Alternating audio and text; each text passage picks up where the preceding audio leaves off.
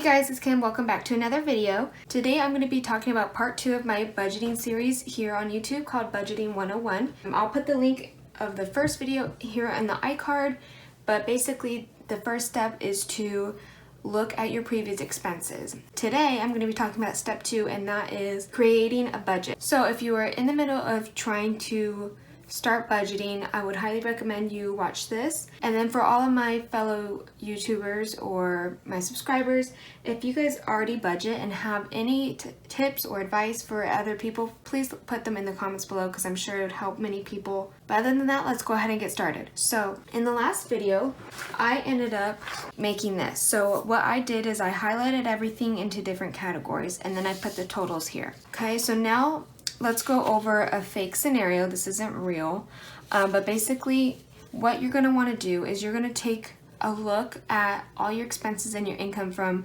the last 6 months or so. Once you look at the previous expenses, you're going to want to get the averages of everything, and you're going to use the minimum amount for your income and your maximum amount for your expenses. And I'll show you guys more in a minute, but I'm just going to go ahead and go through this little scenario that I've created. Again, this isn't real. This is just something I created to hopefully give you guys a better idea. But at the top, you can see I have the income for each month. So let's pretend in this scenario that this person is married or they're living with a spouse, a partner, whoever. They don't have kids and their total income is $4,500 and they're wanting to budget together. Some people like to do their own thing, you know, especially maybe if you're boyfriend and girlfriend, you're not married, maybe you guys budget independently. But let's say for this instance, this couple is budgeting together and combining their incomes. So for the two of them, they're at $4,500 pretty much every month. It's salary, not really changing. In March, let's say they had a tax refund, so that's where the remaining variable income comes from there. And then May, that is a 5 weeks, so if they were paid on Fridays, they get a little bit extra money. So the main thing I would look at first for your expenses is your 4 walls. So the first one is shelter. So that's going to include everything that you need to pay to make sure you have shelter. The first one being mortgage. So let's say this couple has a house and their monthly payment is $1,800.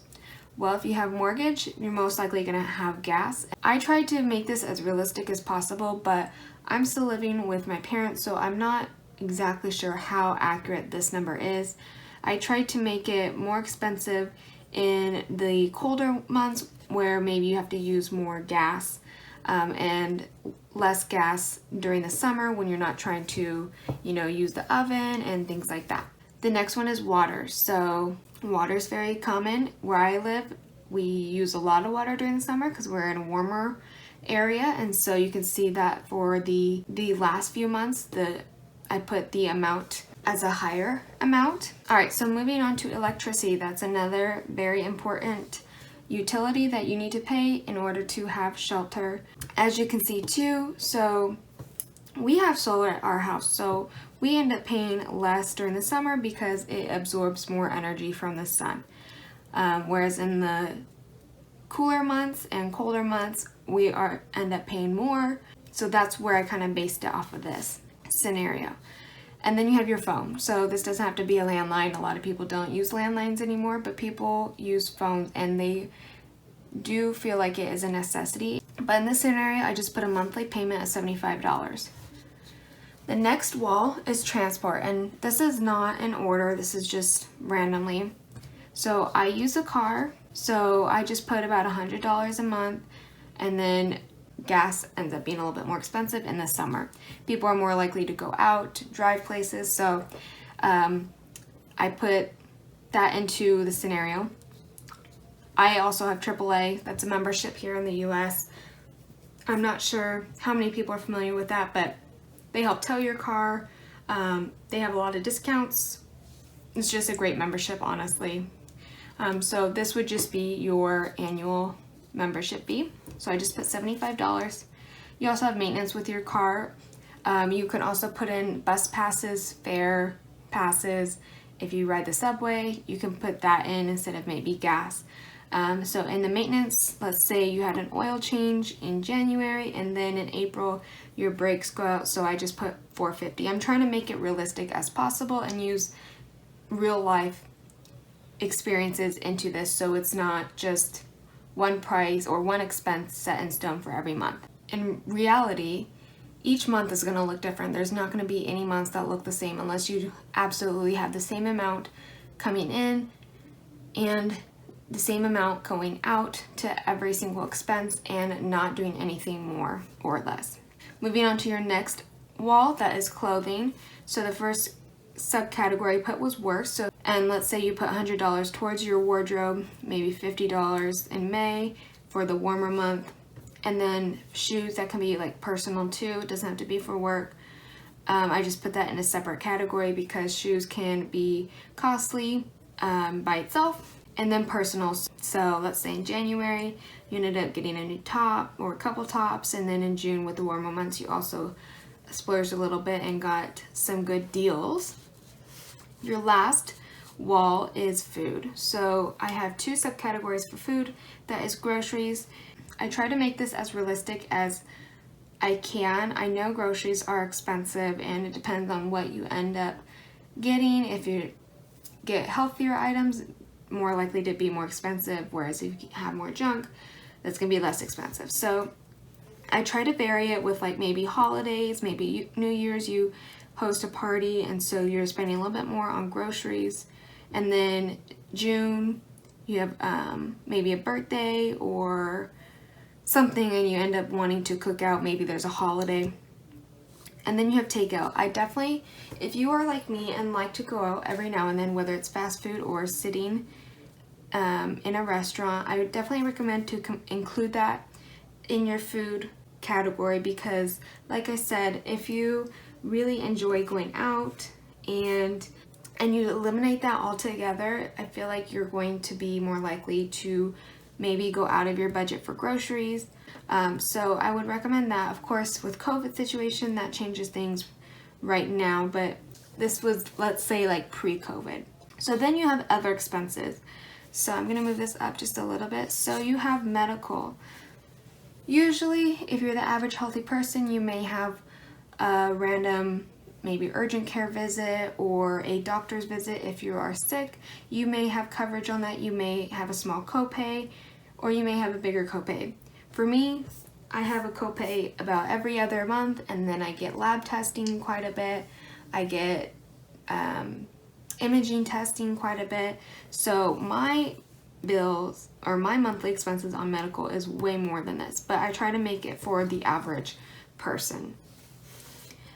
You also have debt. So let's say that in general, your minimum payments for all your debt, that could be consumer debt with credit cards, personal loans, student loans.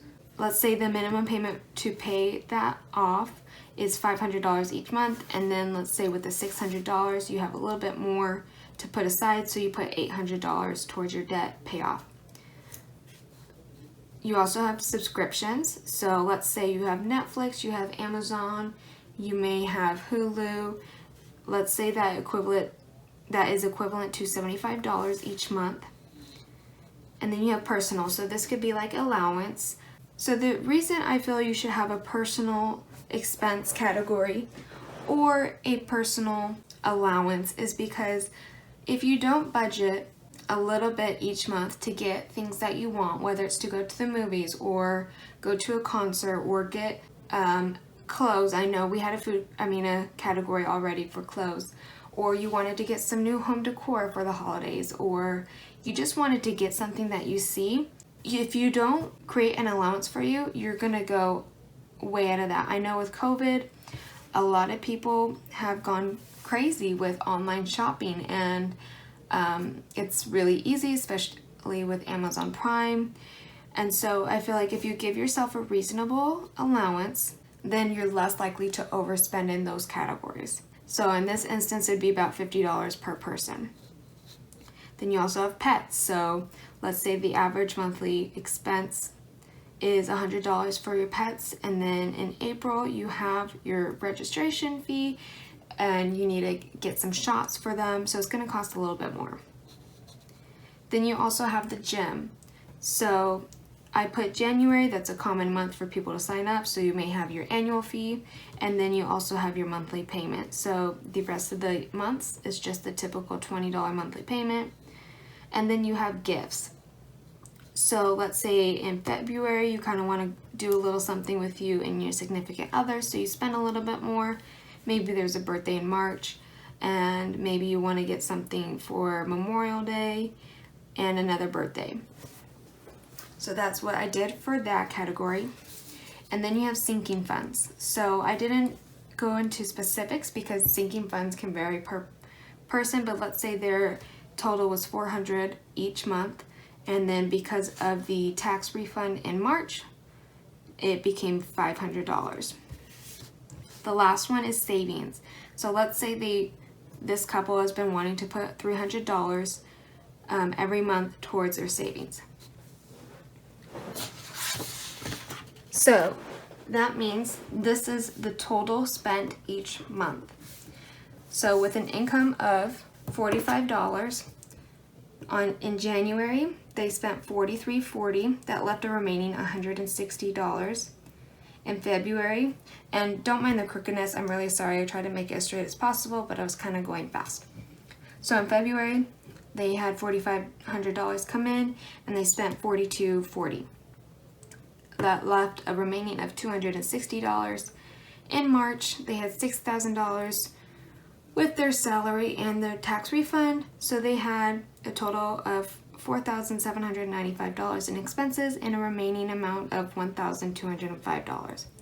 In April, you had the same $4,500. You spent $4,510, so you actually went over by $10, or they did, I should say. In May, they had $6,500 worth of income. They only spent $4,185, so they had a remaining $2,315.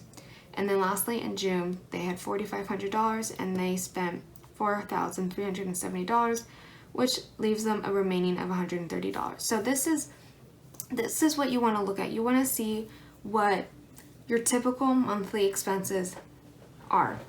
And so what I would do is you would take the maximum amount. So looking back at expenses, for gas, $50 ended up being the most. For water, $80 ended up being the most. Electricity, $135, and phone was the same. Those are the key ones, but you're gonna wanna put that amount towards your budget every month, okay?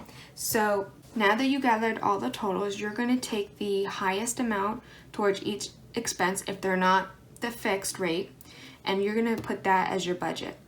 Then you're going to put the minimum amount of income towards your budget. So you're not going to put $6,000 as your average.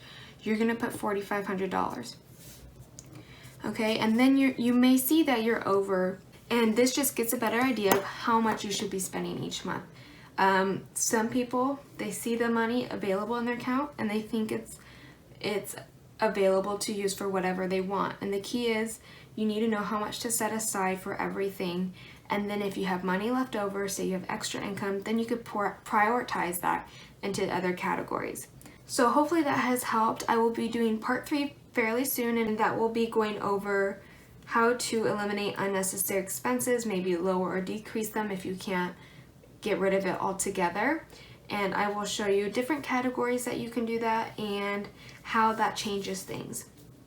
Okay, if you did like this video, make sure to give it a like, and don't forget to comment below any advice that you have for any other budgeting beginners, because I'm sure they could use it. I always like knowing what other people do because it may not be something that I've heard of or done, and it may work to my favor. So with that being said, don't forget to hit subscribe, and I will see you guys in my next video. Thank you guys.